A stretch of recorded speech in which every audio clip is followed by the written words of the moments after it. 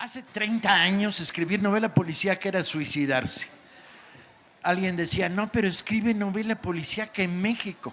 Incluso llegó a haber uno de los críticos, llegó a existir uno de los críticos más brutos que ha habido en México, que llegó a decir, no se puede escribir novela policíaca en México porque es un género anglosajón. Como si los géneros tuvieran propiedad nacional. Usted es de Toluca, no puede escribir novela romántica, por favor. Ese es un género británico y de la parte sur de las Islas Británicas, ¿no? Novela de caballerías, bueno, tiene usted que ser francés, por lo menos, ¿no? Y ya bueno, llegó el Quijote y lo estropeó todo. Pero era terrible, era un hándicap, porque la novela de acción, la novela de aventuras, la novela cuyo centro era la acción y a partir de él y a la reflexión sobre el estado de la sociedad, pues era prácticamente inviable. Sin embargo, en estos últimos 20 años la puerta no solo se abrió, sino que se rompió. Una gran cantidad de autores de literatura minimalista han estado escribiendo novelas policíacas malas y ni así, pensando que, ¿por qué? Sí, ¿por qué el enorme interés en la novela negra? ¿Por qué en México? ¿El país se nos ha descompuesto? ¿La violencia obliga a tratar estos temas? No necesariamente. Quizá porque la novela policíaca básicamente lo que hace es poner en el centro el hecho criminal. Y el hecho criminal no es el gran crimen o el pequeño, es cualquier cosa. Es el banquero que defrauda, es la mujer que termina dándole un botellazo en la cabeza a su marido después de haber estado 20 años recibiendo botellazos ella, ¿no? Es la respuesta del chavito que se roba 20 centavos todos los días de la alcancía de su abuelito. Eso es retrato de sociedad. Y el crimen rompe la apariencia. Los que aquí estamos cultivamos de maneras no ortodoxas, digamos, no tradicionales el género. Entre todos los que aquí estamos ya tenemos un montón de novelas policíacas publicadas y creemos que el género tiene una fuerza, una capacidad de convocatoria enorme. Vamos un poco a abordar sobre qué es hoy escribir novela policíaca. ¿Quién arranca? Quique, que eres el invitado. Directo desde Buenos Aires, viajando desde el metro de Buenos Aires hacia el aeropuerto de Buenos Aires, al aeropuerto de la Ciudad de México, al DF, a Texcoco, Enrique Ferrari con ustedes.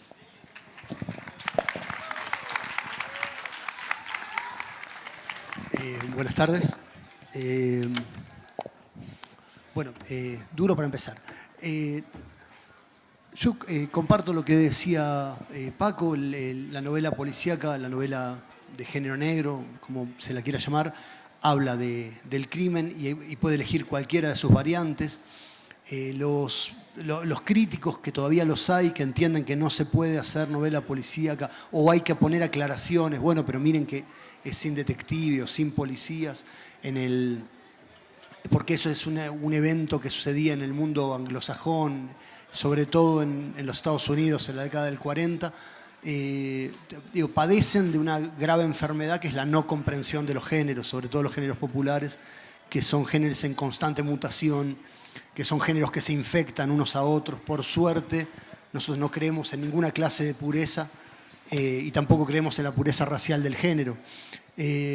Entonces se va escribiendo con distintas líneas de tradición y con distintas líneas de infectación de lo que uno va escribiendo. Y no es lo mismo entonces si uno decide escribir en la tradición de Chandler que en la de McCoy, ¿no? No es lo mismo si uno elige el neopolar y así. Pero además están las otras tradiciones, las tradiciones propias de cada país, las tradiciones de los demás géneros populares, las tradiciones que vienen del cine o del cómic o incluso de la música. Entonces, la gran ventaja que tiene el género policíaco, igual que todos los géneros populares, es su enorme capacidad de absorción de las distintas tendencias y las distintas corrientes y su capacidad de mutación. O por lo menos ese es el género que a mí me interesa. Un género en el que las más de las veces los crímenes no son ya el hecho central, sino lo que pasa alrededor de los crímenes y cómo suceden. Eso para empezar. Imanol, que viene desde el norte, de una zona imprecisa del norte, por ejemplo, del Palacio de Minería, donde acaba de llegar.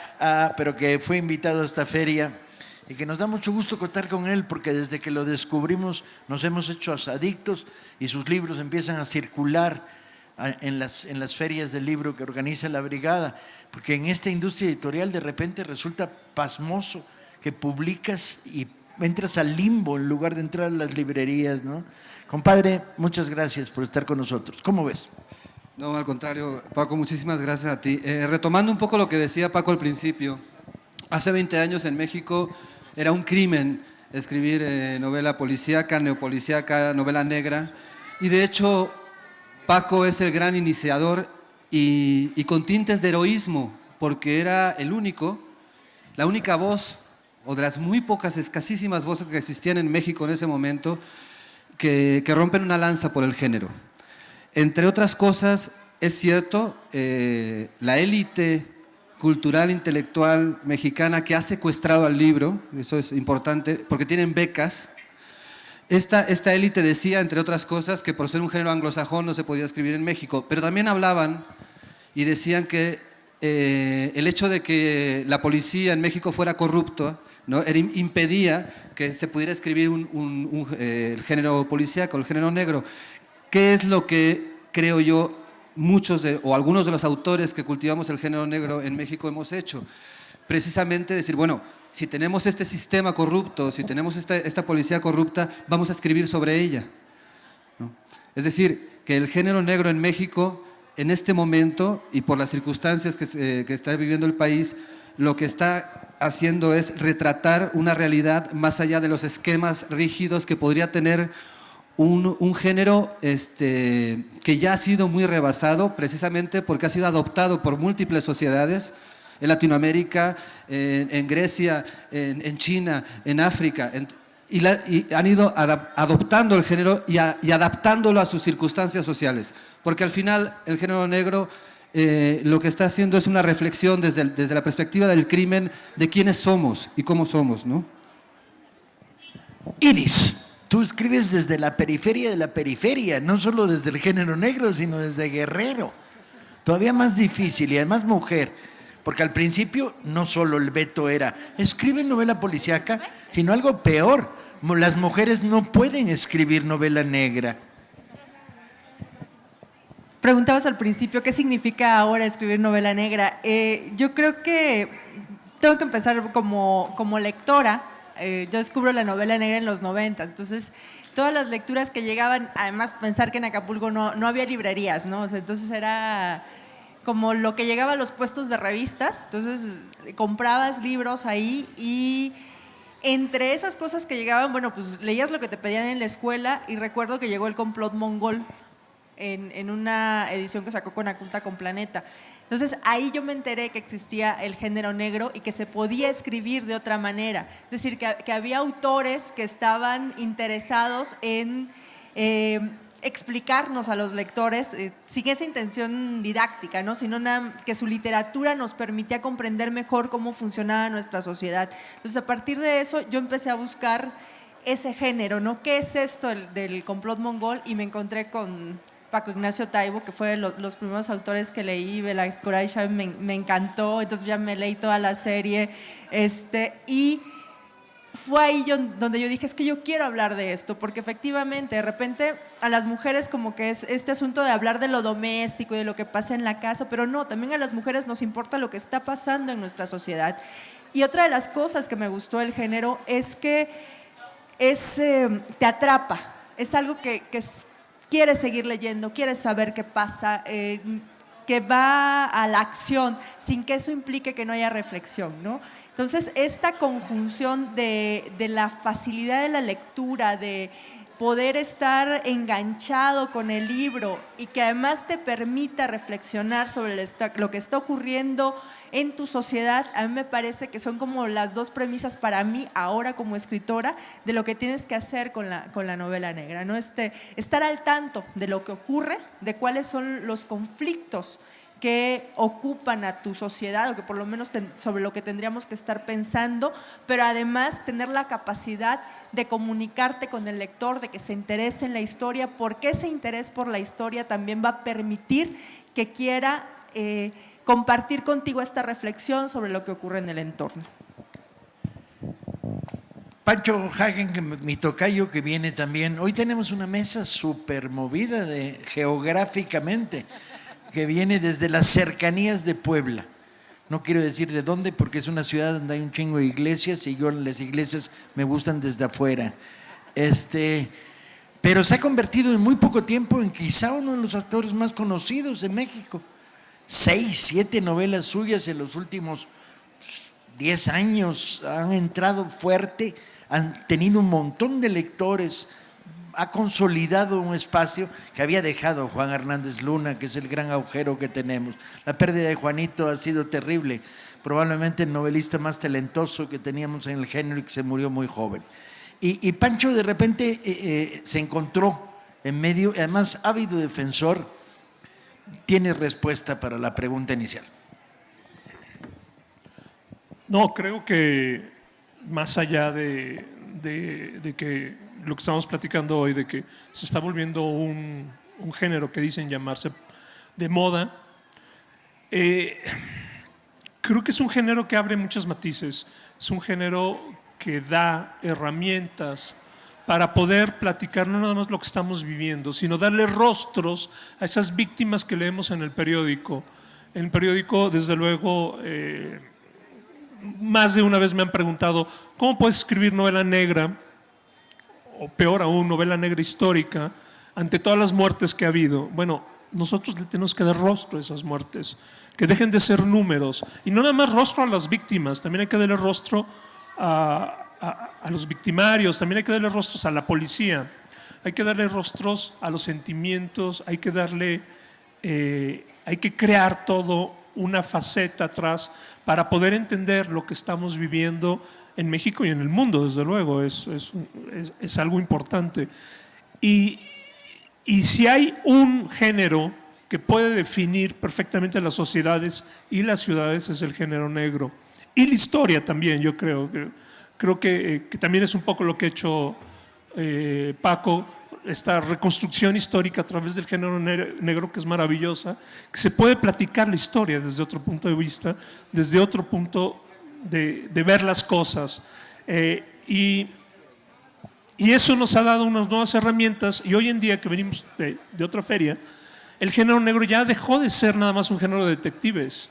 Hoy en día se están escribiendo muchísimas cosas, se está escribiendo novela histórica negra, novela de humor negra, novela doméstica, que son cuando no hay detective, que es un problema familiar en México, incluso ciencia ficción con la novela negra. Entonces de pronto se abrió un gran abanico en México, y en tan solo, yo creo que 2, 3 años, ayer estábamos platicando, Imanol y yo, que estábamos jugando con la idea de armar, de replicar lo que hizo Paco con Gijón aquí en México. En 3 años hay 5 eventos ya en México. Entonces creo que eso habla mucho del gusto del público, y también habla mucho de darnos herramientas para narrar distintas visiones y distintos puntos de vista del México que estamos viviendo y del mundo que estamos viviendo.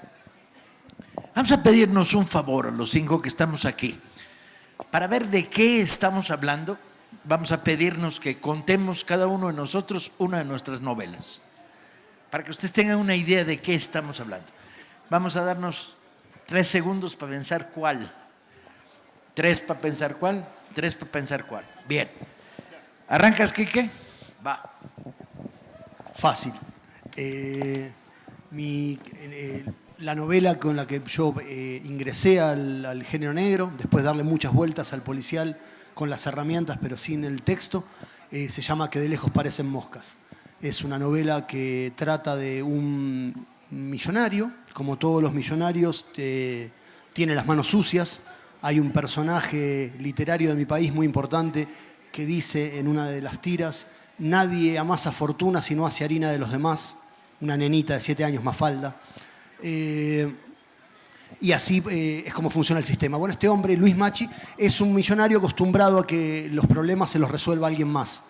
Y convencido, como pasa con todos estos hijos de puta, que no tiene enemigos, que él tiene rivales, tiene competidores, tiene empleados. tiene amantes, tiene mujeres, pero no tiene enemigos. Y un día le aparece un muerto en la, ¿cómo le dicen al baúl? Cajuela del auto. Tiene un BMW carísimo y le aparece un muerto esposado en la cajuela del auto. Y entonces se enfrenta a que tiene que deshacerse de un problema por sí mismo por primera vez y elucubrar quién de todas estas personas que él creía que no eran enemigas de él le puso el muerto. La verdad es que yo la pensé como una novela de tiros, una de aventura pura, y a medida que le iba contando, lo que iba pasando es que iba ganando capas de profundidad, porque lo que vas contando es todas las villanías de la burguesía argentina. De eso trata mi novelita, que pueden encontrar en el puesto aquel. Aquí está, ahí va.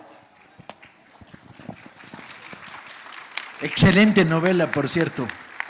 Porque llega un momento en que dices, ¿quién chingados le puso el muerto? Y porque el personaje va especulando y especulando y especulando. Y llega un momento en que hay tantos candidatos para ponerse el muerto que te das cuenta cómo ha construido su vida estos millonarios de la dictadura militar argentina. Emanuel. Bien, qué difícil. Voy a hablar de una novela porque tiene una vigencia ahora, pero cuando yo la escribí no se vislumbraba esto, existía, pero no, que es lo del este tema de los gobernadores en fuga. Yo esta novela, tardarás un rato en morir, la escribo en 2006.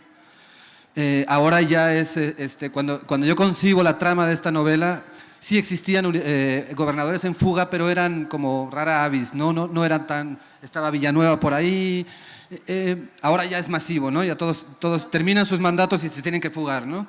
Entonces, pero cuando yo concibo esta novela no era así, pero por eso voy a hablar de ella. Y bueno, es esto, es una novela ubicada en el norte del país, en un estado que no nombro, y que está a caballo entre este estado norteño, que puede ser cualquiera de ellos, y Canadá.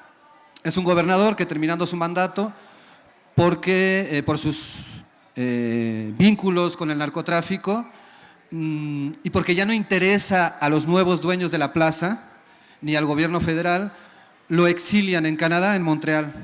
Entonces la novela transcurre en parte en Montreal. Este gobernador, exgobernador, refugiado en Montreal, acompañado de su asistente, estos personajes siniestros que suelen estar detrás del poder, que es quien va contando esta parte de la historia. Y al mismo tiempo en Montreal hay una historia paralela que tiene que ver con un asesino serial y con un policía de Montreal que está investigando este asesinato serial. Este gobernador que va a cambiar de vida, que busca mediante una operación estética y por supuesto los ahorros que tiene bien guardados, poder volver a empezar, está amenazado porque obviamente para poder exiliarse, para poder refugiarse en Canadá, ha tenido que vender al cártel con el que colaboró y trabajó mucho tiempo. Entonces obviamente ahí entra el tema de la venganza, es perseguido.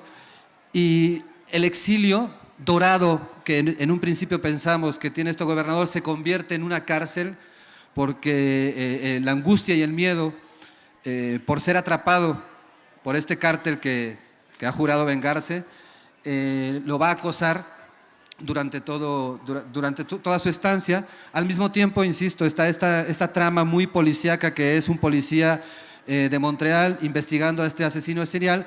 Y en algún momento, tampoco voy a revelar mucho más, las dos tramas se juntan, se mezclan e influye una en la otra para el desenlace. Básicamente esto es Tardarás un rato en morir.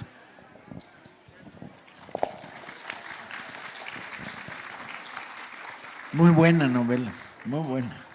Termina simpatizándome el pobre diablo del gobernador. El síndrome de Estocolmo se produce. Es tan canalla, tan miserable. Iris. Hola, pues 36 toneladas, que es una novela que trata sobre un hombre, inicia con un hombre que está en el hospital y perdió la memoria, no sabe quién es.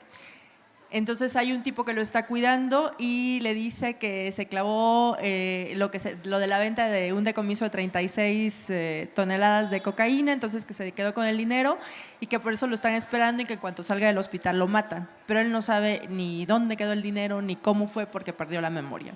Entonces, el asunto de la novela, lo que yo quería hacer es cómo nos enfrentamos a nuestras propias canalladas, porque al final de cuentas, cuando estás inmerso en un mundo de corrupción, cuando todo mundo lo hace, cuando así es la vida, puede que pierdas perspectiva y ya no te das cuenta. Entonces, ¿qué pasa con un hombre que no recuerda, que perdió parte de su identidad, o más bien su identidad, que no sabe quién es, y entonces tiene que redescubrir todo lo que hizo?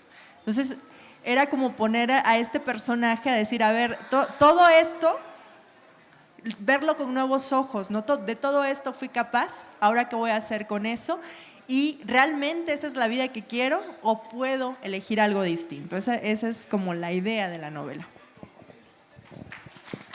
Excelente novela, la de Iris. A mí me sorprendió la ausencia del toque femenino, lo cual es un halago porque si se escribió Madame Bovary de manos de un autor y luego Laura Grimaldi escribió Monsieur Bovary, quiere decir que la aproximación es la aproximación de la profundidad en lo que estás contando, ¿no?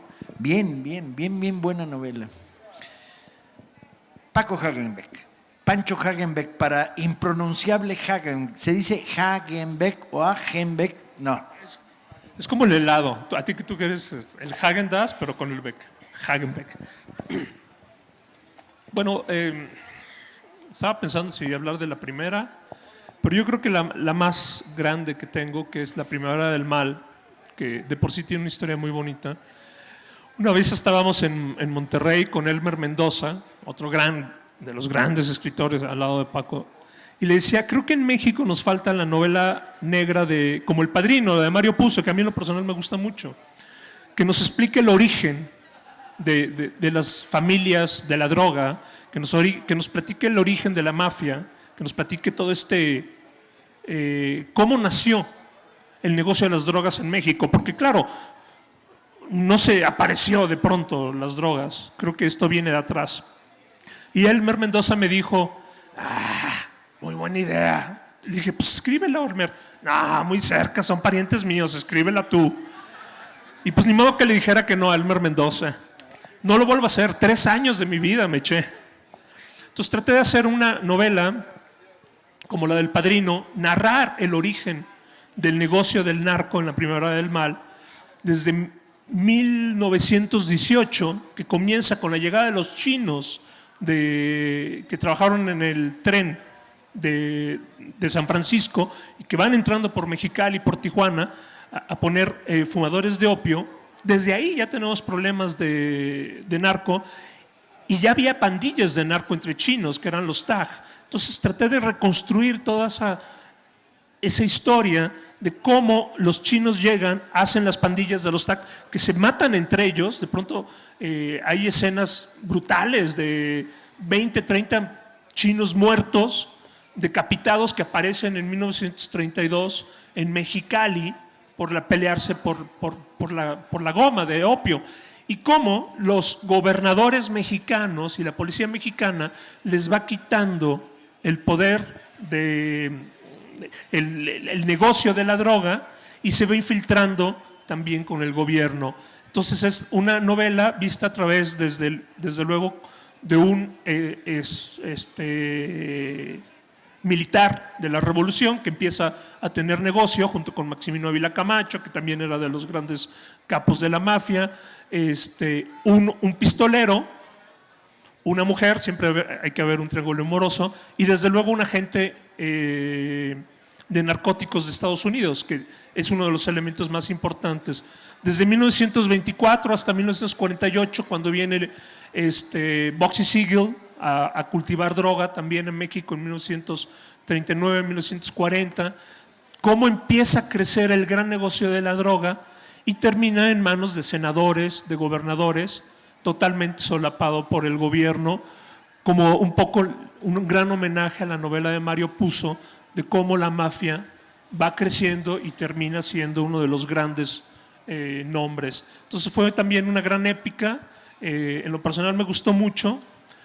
Desde luego cuando la terminé fui con Elmer Mendoza y le dije, oye, espero no haber regado nada de historia. La leyó y me dijo, sí, tienes un error muy grave. Le dije, ¿cuál? Los Dodgers no ganaron a los Yankees en 1934.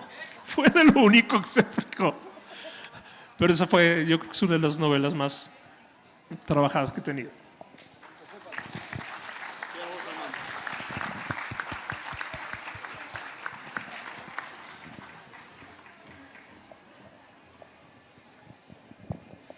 Llegó un momento en mi vida en el que dije, voy a hacer algo diferente.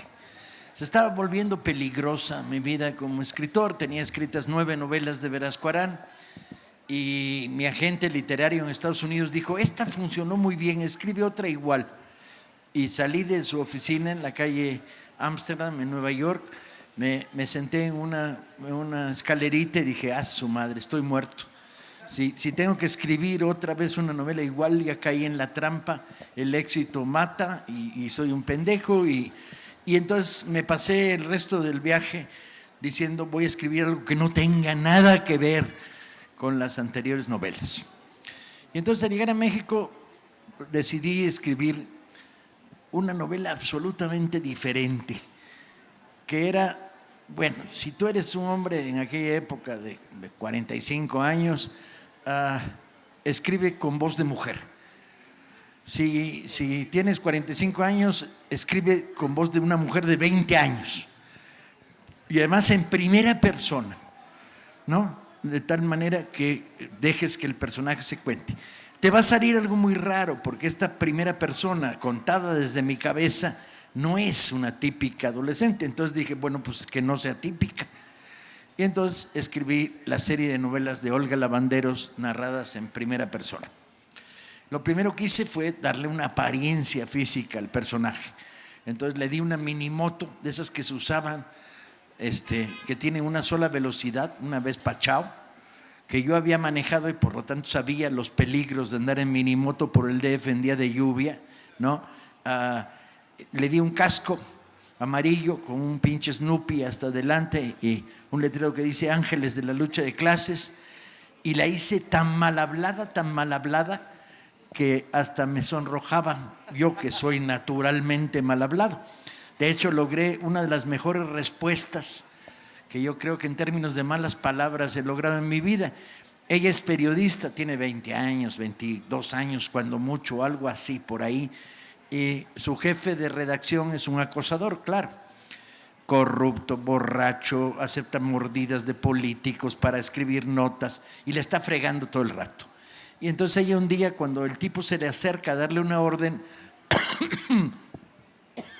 lo apunta con 2 dedos y le dice, si te me arrimas a menos de 1 metro, te engrapo el prepucio. Que quedé muy, muy ilusionado de haber encontrado una especie de albur femenino, ¿no?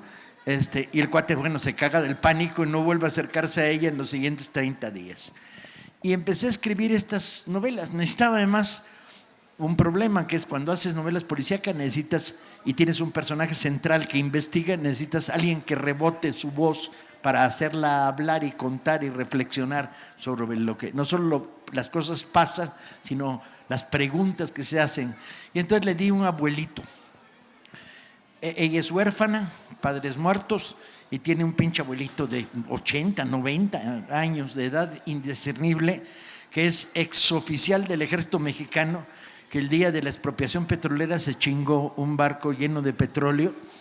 Se fue a Santo Domingo con el barco aprovechando la situación de ambigüedad que reinaba y cerró un burdel durante 70 días. Aunque hay que reconocer, y él lo dice en su descargo, que también puso en Santo Domingo una estatua del general Felipe Ángeles con el dinero que se chingó del petróleo. Y cuando ella le dice, ¿no te da vergüenza, abuelito? Él dice, no era de nadie, era de la Sinclair Lewis, no lo habían nacionalizado cuando me lo chingué. El caso es que se robó un barco. Y este abuelito se dedica a la tranza, pero con principios. Y le puso un sobrinito, que tiene una hermana, ella vive en las Torres de Mixcoac, tiene una hermana enfrente que está abandonado por sus padres, igual que ella, y al que está enseñando a leer por el método de leerle el pinche diccionario. Entonces el sobrino va en la B de baboso y va bien, pues, ¿no? Bandera, bien, no como Peña Nieto que de vez en cuando la pone con B chica. Bicicleta, bien, vas bien, Toñín. Y habla como si fuera futbolista brasileño de equipo de fútbol mexicano, quién sabe por qué, el sobrino. Una vez logrado esta especie de entorno, no me costó trabajo mover la anécdota, porque me permitía entrar en el mundo de los crímenes y el periodismo. Y había uno que me resultaba particularmente interesante, que eran los asesinatos del canal de Tula. No deben tenerlo en la cabeza. 13 cadáveres en calzoncillos aparecen en el canal de las Aguas Negras y la policía dice, son colombianos. Y esto se sabe porque les vimos la marca de los calzoncillos. La pregunta era, como siempre, chingados, ¿de cuándo acá los calzoncillos colombianos dicen algo que sea diferente? Y además, si eran colombianos y vivían en México, ¿para qué chingados son? Bueno, era la eterna historia. Y me llevaba a una subtrama apasionante, que era el problema del Negro Durazo y Sagún Vaca. Sagún Vaca, el subjefe de la policía de la Ciudad de México, era en esos momentos el enemigo público número 1, y yo elaboré. La ventaja de la novela policíaca es que te permite ir en la profundidad donde el periodismo no resuelve. Yo dije, no, este es un asesinato policíaco en el control. Era el primeros momentos del control de las mafias, en la que los transportadores marihuaneros mexicanos entraban en contacto con Medellín y con Cali para transportar hacia Estados Unidos cocaína. En esta transición que México se volvió una especie de helipuerto, aeropuerto, de lugar de paso, las mafias mexicanas vinieron creciendo y la policía metió las manos a fondo para hacer negocio. Entonces me llevó a una novela particularmente. Cuando terminé me quedé con ganas de escribir una segunda con el mismo personaje porque le agarré cariño y sobre todo porque descubrí que mi hija se robaba los ejemplares de los derechos de autor, la caja que te dan cuando publican un libro. A ustedes no les deben dar caja, pero a mí me dan caja. Y se los vendía en su secundaria, donde los leían de contrabando, porque a los chavitos de la secundaria de mi hija les atraía muchísimo que el personaje anduviera mentando madres toda la pinche novela y albureándose a todo el mundo y insultando con singular alegría. Y entonces decidí escribir una segunda novela que me parecía todavía más apasionante por lo loca, que era las confabulaciones entre un cura en una iglesia en Tacubaya que mantenía una sede de Alcohólicos Anónimos, pero era la tapadera para una imprenta clandestina que falsificaba boletas electorales del PRI. Cosa por demás, como bien saben en Texcoco, absolutamente. Cuando uno dice, voy a ser la más loca de las novelas, luego sale realismo socialista puro y duro, pues, ¿no? Y entonces escribí esta novela, con lo cual logré uno de los mejores momentos que he pasado en la literatura, que es disfrazar al abuelito de Olguita. Olga Lavandero se llama el personaje, y está desesperada porque su abuelo descubre que sus hijos, o sea, los padres de Olga, le pusieron Olga María Carlota Lavanderos en el acta de nacimiento, y dice, pinche nieta, tienes nombre de heredera porfiriana. Y Olguita lo persigue por toda la casa con un cepillo para ponerle en la madre al viejito. Bueno, ahí logré uno de los mejores momentos gozosos literarios, que convertir al abuelito de Olguita en franciscano de hábito descalzo, emisario del Papa, que habla en un latín champurrado, muy divertido, muy a la mexicana, para tratar de averiguar las tramas oscuras del cura que falsifica boletos electorales del PRI. De tal manera que cuando le explica a su nietecita cómo logró ser espía dentro de las redes de la falsificación y los muertos, porque aparecen muertos con las manos pintadas de verde, y eso da arranque a la historia. El viejito cuenta cómo se vestió de franciscano desnudo y descalzo con una cortina de un Holiday Inn que se chingó y entró a la iglesia. Bueno, bien, Las dos novelas me dieron pretexto para algo que yo venía buscando desde hace mucho tiempo, que es hacer un canto de amor al periodismo. A lo largo de los libros se dice una y otra vez, este es el mejor oficio del mundo en manos de los peores canallas del mundo. Y entonces hay una defensa apasionada del periodismo como búsqueda de la verdad. Y las gocé enormemente. Siguen siendo lectura prohibida en varias secundarias del Distrito Federal.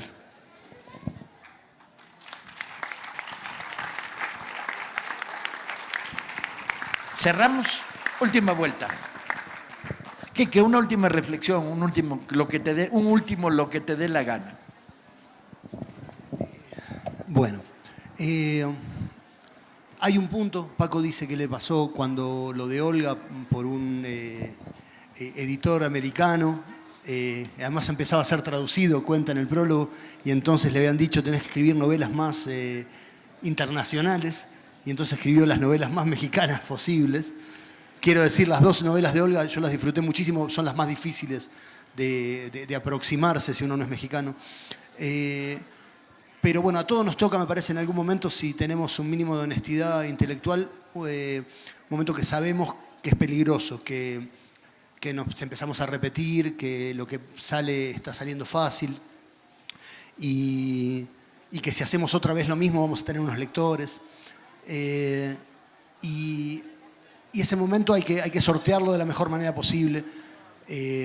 Un escritor argentino que a mí me gusta mucho, se llama Fabián Casas, dice hay que ponerse en estado de incertidumbre.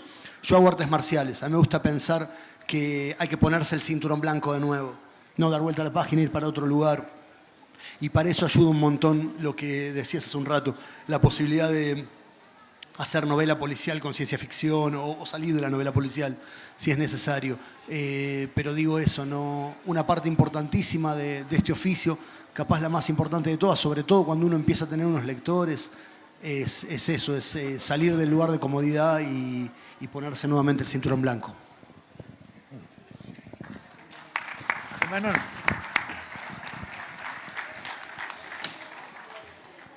Yo quiero aprovechar el espacio para hacerles una petición.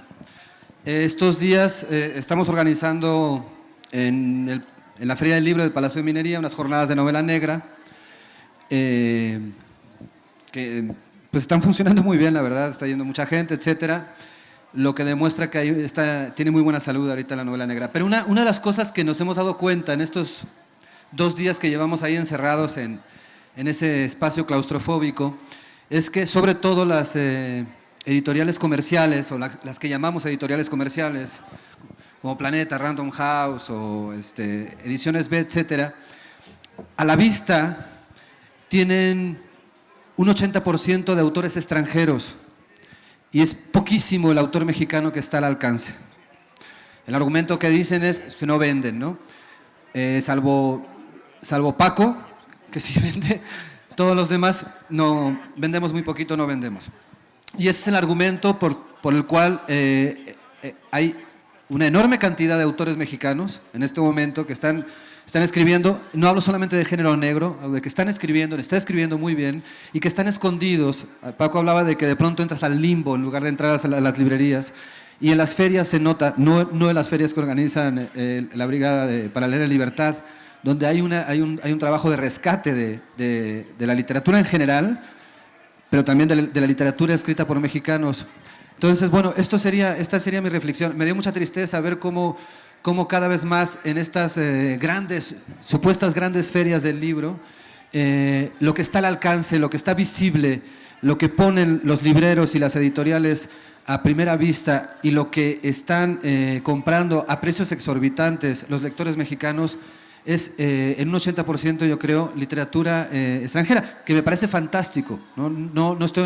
La literatura no tiene nacionalidad, pero sí nos estamos perdiendo de una oportunidad que es la de descubrir a autores que están escribiendo en México, desde México y que están hablando de quiénes somos nosotros, etcétera. Entonces, bueno, sería eso, pedirles que escarben, que vayan más allá de lo que están ofreciendo las editoriales en sus mesas de novedades, las librerías en sus mesas de novedades y que busquen. Es una búsqueda un poco fatigosa porque realmente hay autores que están verdaderamente escondidos Hemos tenido historias estos días de presentar libros con cierta vigencia que no tienen más de un año y las editoriales ahí en la feria del libro decían, no, es que nada más trajimos 3 ejemplares de ese libro, ¿no?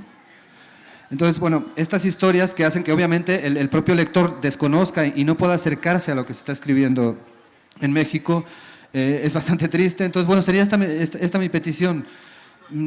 Escarben, busquen, se está haciendo muy buena novela negra en México, extraordinaria novela negra en México, y se está haciendo muy buena literatura en México. Y de pronto, en los últimos 4 o 5 años, cierra el año y los autores más vendidos que reportan las librerías en México siempre son extranjeros. Rara vez, difícilmente, son autores mexicanos. Entonces, bueno, sería esto lo que diría.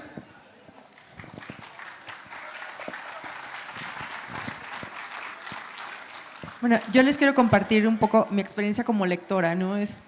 Para mí el leer me ha permitido de alguna manera comprender mejor a la gente que me rodea, porque cuando lees, al entender las motivaciones y cómo funcionan los personajes de la historia, al seguir la narración, te ayuda también a entender a gente de tu entorno. Y algo que a mí me parece maravilloso es que cuando logras ese proceso de empatía con el otro, te empiezas a entender mejor a ti mismo.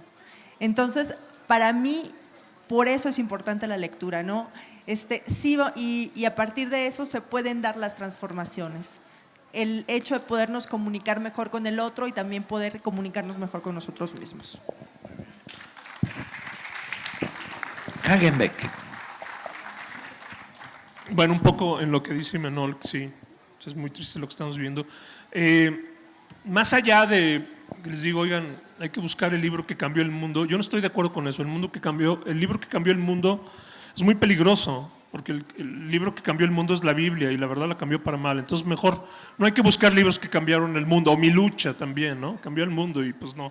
Pero hay libros que sí te cambian a ti como persona. Hay libros que sí cambian la vida de una persona y los invito a que los busquen. Es como cuando ves muchos sapos para que una sea una princesa. Y va a haber un libro que te va a volar la barda, que te vas a volver como loco y lo vas a traer todo el tiempo y lo vas a volver a leer y vas a querer más. Es un placer inigualable, es como enamorarte. Es parecido solamente a enamorarte cuando encuentras ese libro que te apasiona, que te llena, que por fin oyes a alguien que piensa igual que tú o que se parece. Entonces, los recomiendo mucho a que busquen a esa princesa o ese príncipe en los libros y van a ver que el mundo es padrísimo. Es como si estuvieras enamorado. Y desde luego, sobre todo por el mundo que estamos viviendo y el México que estamos viviendo, siempre digo esto: estamos en una feria de libro, hay precios maravillosos aquí en la Brigada.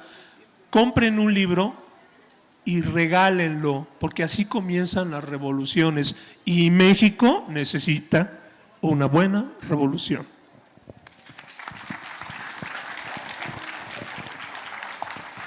Para cerrar, vamos a intentar un ejercicio inusitado. Vamos a escribirle una novela policíaca, o por lo menos el esquema, o por lo menos el arranque de una novela policíaca entre los 5 que aquí estamos, para demostrar no solo que es posible, sino que es viable y hasta les va a parecer fácil a ustedes. A nosotros no. ¿Arranco? Vale. Pancho López vive en la miseria absoluta. Primero porque se llama Pancho López, nombre por demás difícil de convertir en heroico, ¿no? Está cabrón ser héroe llamándote Pancho López. Segundo porque es judicial del Estado de México y ha tenido problemas con la cuota. Ha tenido que pagarle a su jefe, a un primo suyo que le vendió 2 pistolas. Ha tenido que darle mocha a no sé quién. El hecho es que en esos momentos está sentado en una taquería sin comer, con un cuadernito, sacando las cuentas de lo que necesita para rematar el mes. Entonces está haciendo numeritos. 37, no, que para mi vieja, que para la otra, que para la casa, hijo, que hay que pagar el colegio de no sé quién, sometido, y tengo que comprar 2 llantas, porque se las chingaron de mi patrulla y entonces ni modo que vaya con 2 llantas en lugar de 4, y está en las miserias de la vida cotidiana. Este será el primer paso para el segundo paso, evidentemente, que es de dónde chingados saco la lana que falta, porque David, tanto, carencia, tanto. Para llegar vivo a fin de mes necesito 37,282 pesos y no salen. Simultáneamente, en Texcoco, en la Feria del Libro, los compañeros que llegan en la mañana a instalar descubren que alguien se chingó 150 metros de mecate. Y que entonces el mecate que aparece, aparentemente el mecate no sirve para nada, hombre, ese es como del siglo XIX, el pinche mecate. Sí, pues traten de hacer una feria de libros sin mecate. Hay que amarrar el toldo de allá, hay que no sé qué. Y ante el terror de lo que va a suceder cuando llegue Betty, por ahí de las 12, que va a decir, ¿dónde chingados está el mecate? Están viendo a quién le rechingan el compañero encargado de la operación, que no tiene muchas luces, la verdad. Lo que pasa es que siente sobre sus espaldas el tremendo peso de que le hayan robado 150 pinches metros de mecate, que son como así. Y entonces está viendo a quién se lo roba él a su vez. Simultáneamente, eso es lo bueno de las novelas policíacas, que pueden pasar muchísimas cosas. El gerente de la sucursal del banco que está ahí enfrente recibe un bonito mail de su compañía central que dice: recibe el dinero, money is money. Con lo cual suspira y dice: ay, ¿qué sigue? ¿Quién se va? Ok, yo tomo una sola de las líneas porque el que escribe novelas torrenciales acá es Paco, yo escribo novelas de 1 o 2 vías, no más que eso. Entonces, López, que está tratando de juntar los 37,000 y pico de pesos que necesita, no le encuentra vuelta, sale a un chiringuito, un bolichito de la esquina a tomarse una cerveza y se cruza con 2 de los ladroncitos jóvenes del barrio con unas ruedas que se robaron de un auto. Y los mete en la parte de atrás de su patrulla, los lleva a las afueras, les pega una paliza de proporciones y les dice que uno de ellos se queda con él y el otro de ellos tiene 48 horas para conseguirle 72,000 pesos. Doble. ¿Quién sigue? Iris, ¿te animas? Simultáneamente, el encargado de la logística de la feria ve que no hay manera de conseguir el mecate.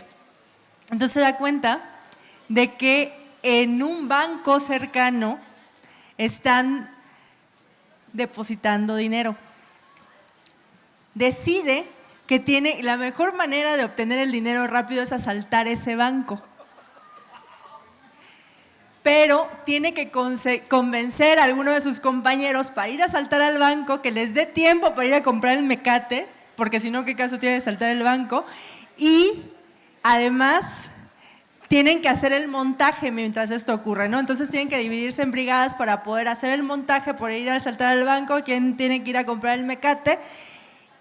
Simultáneamente, el chico que está buscando los 72,000 pesos decide que también tiene que asaltar un banco. Porque ¿de dónde va a sacar 72,000 pesos? Porque apenas las llantas que roban se las pagan a 300 pesos. Entonces, imagínense la cantidad de llantas que tendría que vender para lograr sacar los 72,000 pesos que necesita para rescatar a su compañero.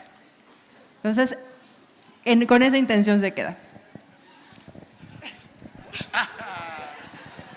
Bien, Pancho López está a las afueras en algún terreno baldío del Estado de México con como rehén a uno de los ladronzuelos, ¿no? Mientras el otro quiere conseguir el dinero, se dirige, piensa, es de por aquí, de Texcoco, y piensa, como dice Iris, ya sé, hay una sucursal que está muy poco vigilada aquí en Texcoco, va a ser muy fácil que yo pueda saltar esa sucursal. Al mismo tiempo, el organizador de la feria, que está muy encabronado porque falta todo ese mecate y necesita dinero y además ha tenido un mal día, tiene un asistente un asistente que pasó varios años en la cárcel, donde tomó unos talleres de literatura con Juan Hernández Luna.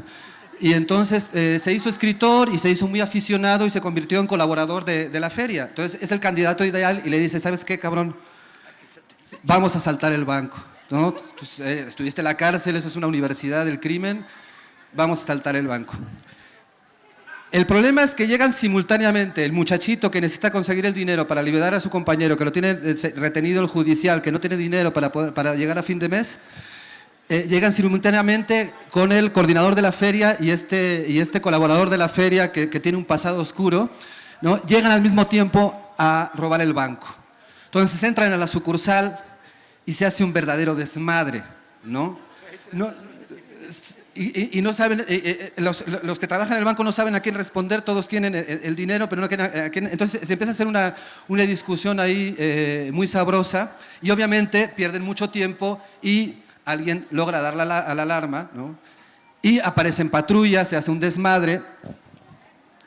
Pero como es en una sucursal ínfima de Texcoco, el comandante de la judicial del Estado de México decide mandar al judicial más pendejo a investigar qué está pasando. Y entonces le habla a López, que está ahí, y le dice, oye López, a ver qué está pasando hoy en esta pinche sucursal. Pero hay un momento maravilloso que es cuando nuestra compañera que quiere le dice al niño, yo nomás quiero 650 pesos para el mecate. Y él le dice, no, yo quiero 72,000. O sea, están discutiendo qué le toca a cada cual. Y el gerente, ¿qué significaba la carta de money is money, recibe lo que te traigan? No, yo me voy a ir a otro lado. Vámonos atrás. Quien se robó el mecate fue en la noche. Eran 2 sicarios de Culiacán que venían a matar gente. Iban a colgar los cuerpos en Zaragoza. Y necesitaban, así llegó, oye, ¿trajiste el cordel para colgar a los descabezados? No, güey. Pues ¿dónde lo traes? Pues no sé, aquí hay una feria, órale, tráetelo. Entonces se roban el cordel, porque van a colgar 25 muertos en todos los puentes de Zaragoza. Y ya que acabaron de recibir el dinero, eso, dije, perfecto, órale. Oye, pues perfecto, vamos a mandarle un mensaje, ya están colgados al cártel. Y le dicen, está depositado. Pues vamos a ir a cobrarlo a ese banco que está en Texcoco. Oye, ¿qué hacemos con las armas? No, nos van a pagar. No, las metió. Y exactamente cuando entran, llegan las patrullas. Están entrando y se oyen las patrullas.